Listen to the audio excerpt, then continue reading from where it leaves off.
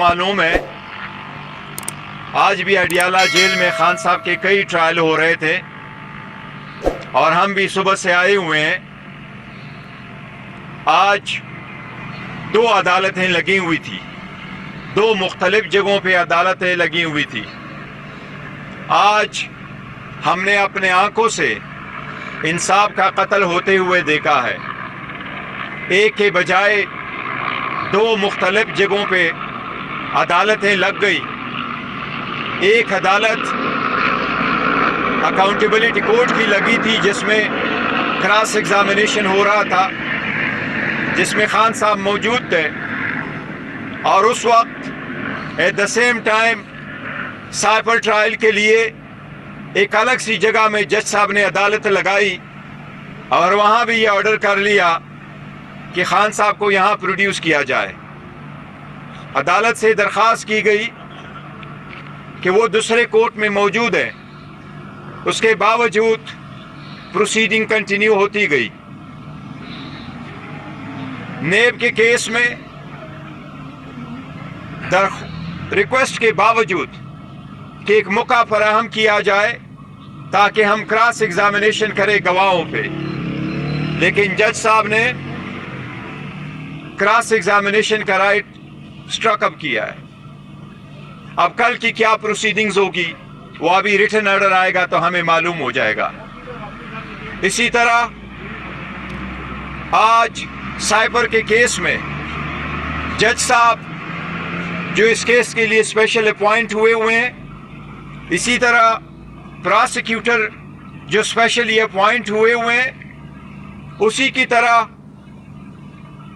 खान साहब के लिए और शाह महमूद कुरैशी साहब के लिए जज साहब ने भी अपने तरफ से डिफेंस काउंसिल स्टेट एक्सपेंस से अपॉइंट किए हुए हैं। बावजूद इसके कि डिफेंस काउंसिल आज मौजूद थे और उनकी मौजूदगी में क्रॉस एग्जामिनेशन होना था, क्योंकि ये एक एक्यूज का अपना आईनी हक है आर्टिकल 10A का कि उसका दिफा वो वकील करे जिस पे उसका इत्मीनान हो और जो उसका चूज करदा हो।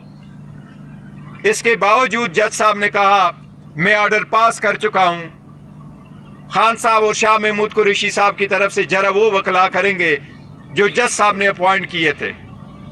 और वो दोनों वकला न तो उनकी एक्सपर्टीज है इस लाइन में, न ही उनके पास कंप्लीट फाइल मौजूद थी, न ही उनके पास इतनी इस्तात है कि न विटनेसेस पे वो क्रॉस एग्जामिनेशन कर सके, और न ही खान साहब ने या शाह महमूद कुरैशी साहब ने उन वकला पे ट्रस्ट किया है।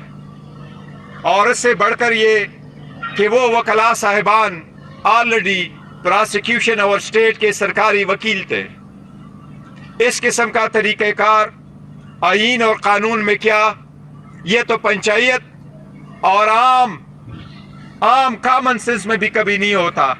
जिस तरीके से ट्रायल शुरू हुआ और जिस तरीके से 9 गवाह लाए गए और एक की तरफ से 2-3 क्वेश्चन किए गए और फिर कहा गया कि बाकी आप एडॉप्ट कर ले, इसी तरीके से आज 4:30 बजे उन्होंने क्रॉस एग्जामिनेशन शुरू करके 8 बजे से पहले उन्होंने प्रोसीडिंग कंक्लूड कर ली।